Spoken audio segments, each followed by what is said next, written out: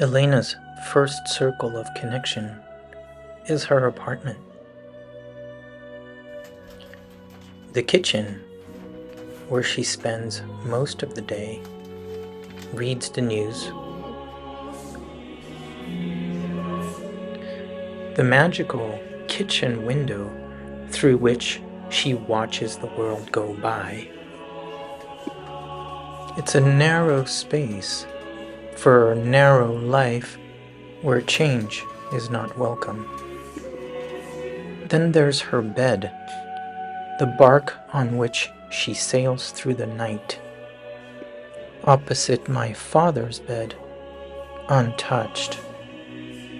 On her wall, pictures of a more glamorous past. And the most important object in the bedroom, the TV, which she blasts until midnight. As for my bedroom, it was her personal storage before I showed up. She rarely goes into the living room. It has two permanent guests, a doll, and my dad's urn, which my mom caresses affectionately. Right outside her apartment, she enjoys the manicured grounds. Elena's second circle of connections contains important people and places.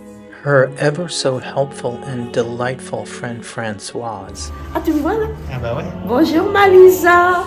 Gros bisous. Voilà. Plein de bisous français. Voilà. And Françoise's husband Jean-Yves, seen here opposite my cousin Seymour. Bonjour Lisa, merci beaucoup. Okay. Nous allons manger au château de Versailles. Sometimes we dine at the apartment I rented, a 10-minute walk from my mom's. And though the guest of honor is not there, we bring him with us wherever we go.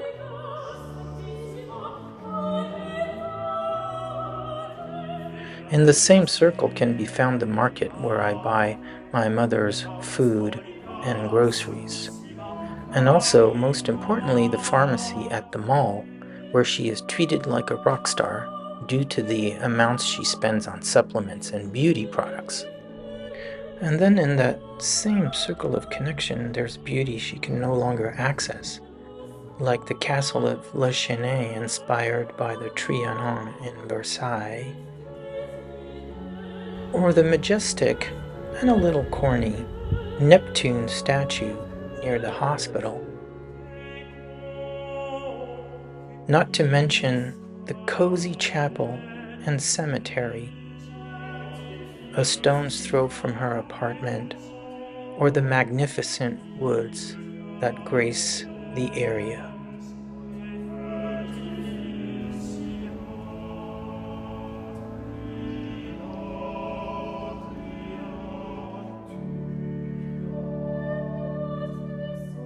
Le Chesnay offers a mix of high art, like the Saint-Antoine Church built at the same time as the Sacré-Cœur at the end of the 19th century in response to France's growing hostility towards religion. And popular art, US inspired, which, like everywhere else, has conquered the hearts and minds of the youth. Then there's the broader circle of Versailles, which she no longer enters, but where everyone who visits her ends up going or staying because, of course, the castle is there.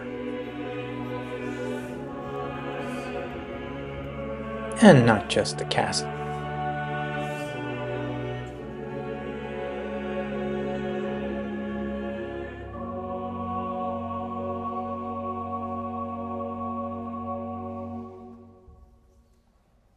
Ah, gay Paris, the fifth circle of connection, where an old friend of mine, but a new friend of hers, David, occasionally visits and takes care of her. There's also my cousin Patrick, who devotedly comes to see her, does her grocery shopping, and takes her to the pharmacy.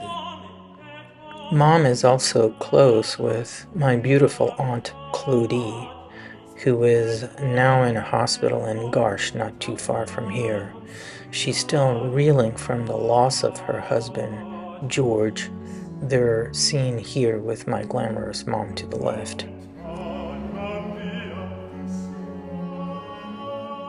One of the pivotal circles of connection in my mother's life is Italy, where, during World War II, she was hidden from the Nazis by farmers, then nuns, and then, because the Nazis were closing in, as a little kid she had to climb the Alps to pass into Switzerland.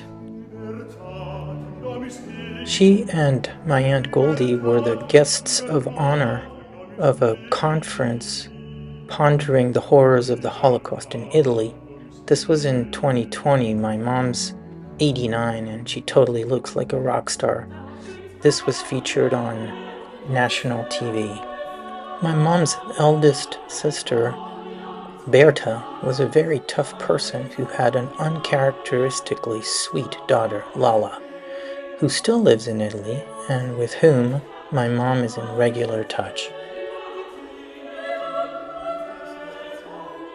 In the sixth circle, there's New York, where my mom used to live, work, and even married a Russian engineer before she met my dad. She's very close with her sister Mina and her sister Goldie, seen here with her granddaughter Danielle, who still live in New York. So does my cousin Seymour, who visits her on occasion. The most distant place of connection is the one where I live. She visited us there with Dad many times and was quite fond of our backyard. With her loving daughter-in-law Lisa, she talks on Skype every week. With me, it's every other day.